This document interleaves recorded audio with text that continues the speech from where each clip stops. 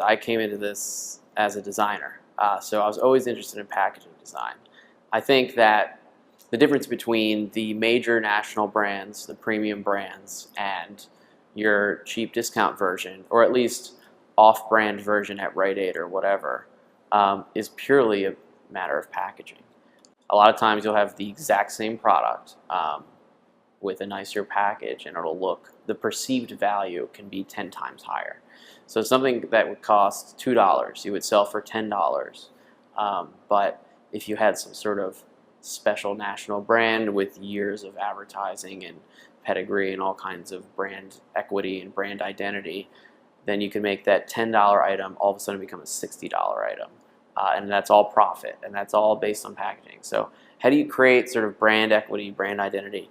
So I mean, part of it is just an aesthetic thing, where you have an aesthetic idea for how a package will look, or certain colors you feel would go well with it, and sometimes it's based off the colors that you chose for the actual product.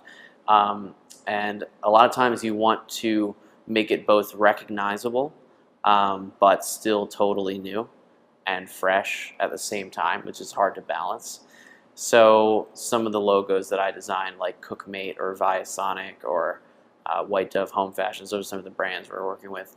Those were our trademarks. The logo would be reminiscent of things you might have seen before, but you can't put your finger on it because it is fundamentally different. But that sort of feeling when you say, oh, I feel like I've seen that before, or you see a new brand somewhere that just looks really high quality, even if you've never seen it before, you can feel that there's like there's a real taste to, and that they're paying attention to detail. You can always tell if somebody's paying attention to detail.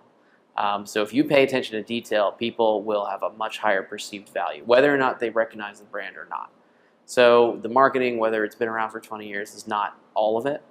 You can create a great new brand, and it's been done, Warby Parker or Harry's or any new, sort of natural, organic like version of whatever chemical products.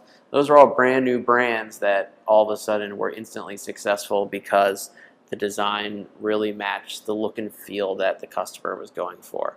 So design is really all about empathy. So you have to understand from the consumer standpoint what they're thinking about, what type of feeling that they want to get when they see a product, and what type of feeling would actually make them buy it. So it's really balancing a lot of that stuff. And a lot of times you just don't know. So you have to try things and see what looks better, and you just have to Google that product and see how all the big guys do it. So I designed a lot of wraps for, say, trash bags, for example. And so we had to look at like Hefty and Glad and all these people and what they're doing to figure out, and what the Europeans are doing, and everyone has a different style of how they do it.